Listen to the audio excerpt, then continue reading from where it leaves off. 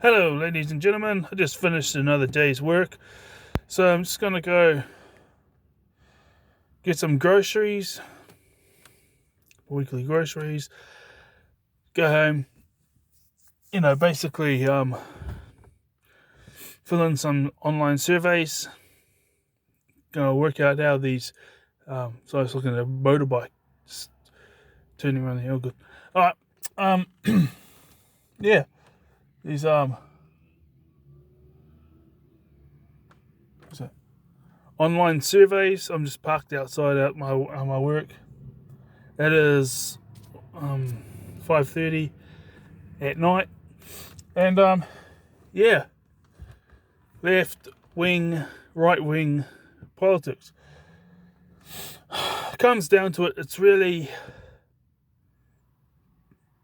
um. Now I've heard many people say this, but it's I've noticed a lot of people who get into politics don't realize this, but it's one bird, and the So we'll get to it. Here in New Zealand, I know it's probably different to America and that, but the right wing party in New Zealand, they don't call themselves. Well, no one says, "Hey, look," no one really goes on about right wing, left wing. Not until recently. The recent couple of years, it was just by the party's names. But there was the National Party. Where it's national. It's about nationality and things like that. Now, Donald Trump has been a right wing politician in America. Well, it depends who you're asking, but he had a 4-year reign, so he must have been successful enough to get up there. And every leader makes mistakes as well as good decisions. From what I saw, I remember I've never set foot in America. I've never lived in America. It's just basically what we see on the news, or if we see people talking about it online. Because because some people are like, each to their own, but just leave them be. And it's like, not I just want to know, because the fact of the matter is might is right, and demographics, economics, as well as like political persuasion through beliefs and values, you kind of put that through together. The country that has the biggest say in those three areas is going to have the most sway and have the most effect, should I say. And we are in the Western world, and in the Western world, you'd have to say that America is, well, definitely on this side of the globe, where it's, New Zealand, Australia, Canada, America, and then Pacific Islands, and a couple of other places, and it's, it America will have to be the most powerful in all three of those areas. So their way of life does affect us, because it's like going over to Europe. It's telling Scotland and Wales that the decisions and the politics of England does not affect them, even though they're next door neighbours. You know what I mean? So yeah, well, obviously it sees that from what I've seen, Donald Trump improved their economy. Now, he was a bit of a loudmouth. That was the things I didn't like about him. Was he was sometimes he spoke down to people when he didn't need to, and there was no cause to. And it wasn't very respectful in many ways. So that's what I don't like. But you got to look at the outcome as the economy was booming, right? But here in New Zealand, we had the national lead in New Zealand for 9 years, and lead in New Zealand for 9 years. And what had happened was the economy got so bad, and then there was the age group of 18-year-olds to 25. there was a stage, for a time there, but that age group, 50% were unemployed because jobs were going down. The economy was, prices was going up. New Zealand is still recovering from that rain, because that rain only ended about not quite 3 years ago now. No, Jacinda got in 2017. And so there you go. It's not quite 4 years, because it's towards the end of the year she got put in. And some of the prices have gone up, but the minimum wage has gone up, and the unemployment rate has dropped, and things like that.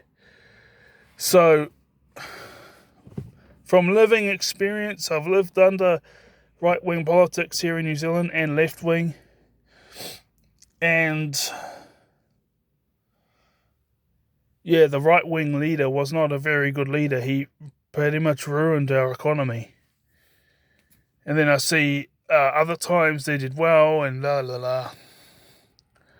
I've read the Communist Manifesto, I read Marxism and the National Question, and I read Mein Kampf and a couple of other books, but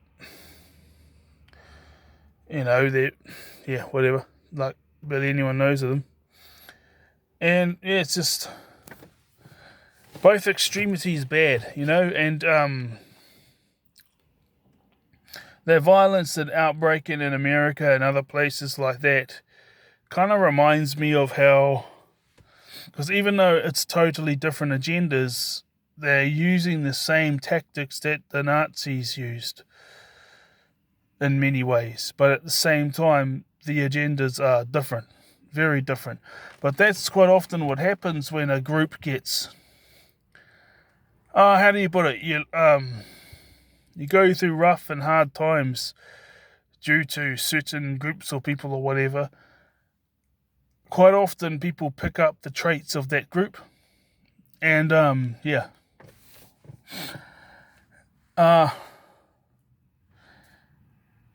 even reading this Attlee and Churchill book is quite interesting, because you got, I can see where a lot of this turn the other cheek and be better than now, be the better person, has gotten to the right side of politics now. Obviously it wasn't when old Hitler and that was around, but look at how they act today and in recent decades in comparison to the other side in many regards. Obviously Trump was a loudmouth, but it was good for the economy and providing jobs and stuff. So, that's what I reckon it is. It's because Attlee was known to have everything was reserved. He got along very well with all his teachers and all that, because basically he viewed things from their perspective, and he it's quite, gentle spoken and things like that. And he ended up being the leader of the National Front, which was a political party in the UK, which was very right-wing. Churchill, on the other hand, had the opposite experience, and he was quite an expressive person, and he didn't get along very well with the school teachers. This is just based upon the documentaries that I've seen about him and what I read online, and I've read 15 pages of this book I'm reading now, because it's quite big pages. So I'm doing these online surveys as well as working as other things, just day-to-day stuff. Now fit it in. So it's just basically about trying to get a better life, and they both think they have the answers, and they both have good policies and they both have bad policies. But when you have these extremists, let's turn my light on. When you have these extremists who think that it's one side's good and one side's bad, it's or that's where the problems arise. So the riots and stuff from the left in America, this is what we see on TV. So I've never lived there, okay? So I just view that as like them pursuing their agendas, which is totally different to what Hitler and that had. See, it's way different, but using similar tactics. Except for they didn't have parents who went to World War One, so they just. Well, I suppose some of them have been. It depends on the individual whether they know what they're doing when it comes to physicality, but that's all it is, man. It's That's my take on it, and I've seen the economy do really well, and prices for things. Oh, that's how it goes. Sorry, the economy can do well, but the price of things go up, and things like that. Sorry, correct myself there. And I've seen the economy do really bad, but the prices of, things were more, but so was the minimum wage, so was the wages and other jobs, so was employment was rising, and then other times the economy was doing bad and employment was rising, but so was the costs of everything. Other times the economy was doing bad and employment wasn't rising, but the you know what I mean? And it all levels out to be of a level, equal standard of living. It's an equal standard of living. The problem comes in is when you've got these people who think, oh, it's our way or the highway, this type of thing. And, it's our way or the highway, and it's...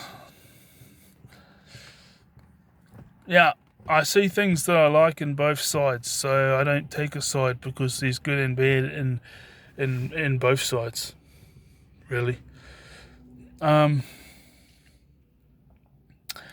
So why am I so excited about this? It's not going to be for another 2 more months, but why am I so excited for the All Blacks Aussie game as well as Springboks? Because there's Rugby World Cup has 20 teams and it's had 9 competitions. All Blacks have won 2 of them. No, All Blacks have won 3 of them. Australia's won 2. South Africa's won 3. And then there's all the other teams that have won none. So,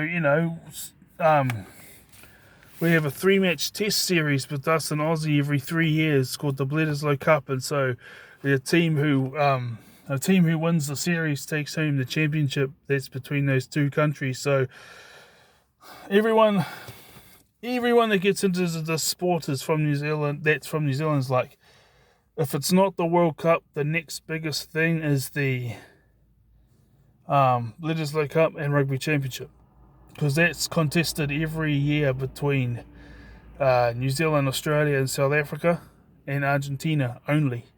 But once every 4 years is the World Cup, and as I said before, there's 20 teams in the World Cup, and out of the 4 teams that won it, 3 of them are in the Rugby Championship. So if you win the Rugby Championship, it's like basically the World Cup minus England. And then there's all these other countries, but they've never won it before. So all the teams that have won it before face each other every year in the Rugby Championship. So it's big deal stuff. I'm not going to some kindergarten little thing, And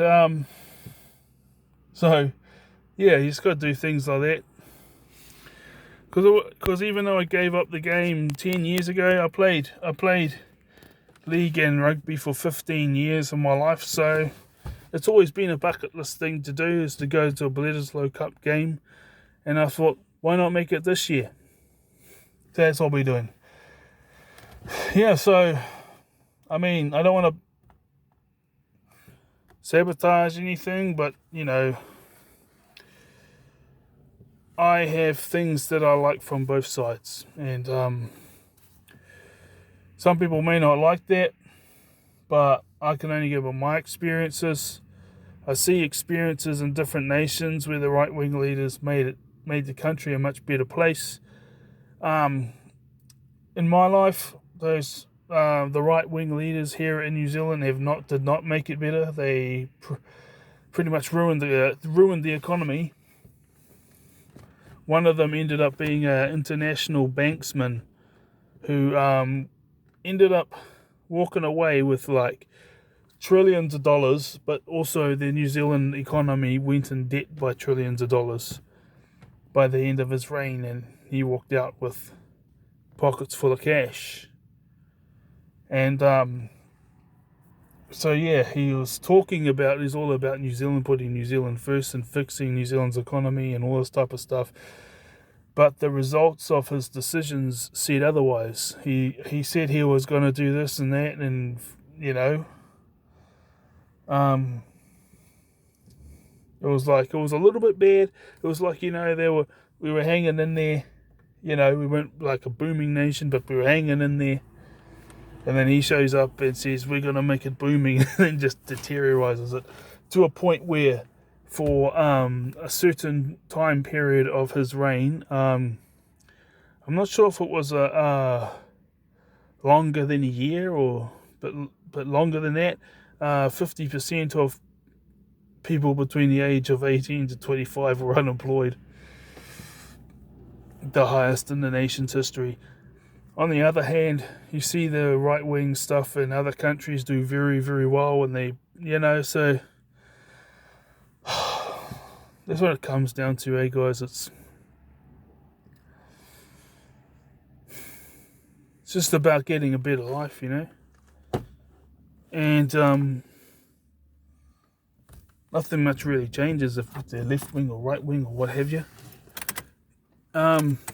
Alright guys, well, I am going to, because I have to clock in my hours after work online, because I'm with the working agency, so I have to do it with them. I'm just thinking, so I have to do that, go online and do that, then I'm going to go. Alright guys, all the best, and may you be blessed in everything you do. Always, remember, it's always good to look at things from multiple perspectives, you know, before you say, right, this is the right one. You got to look at things from multiple perspectives. Because when I was like in my teenage years, it was like, nah, this is the one, and then you get to your like early 20s and no, this is the one, and then you get to your mid 20s and it's like, well, I don't know.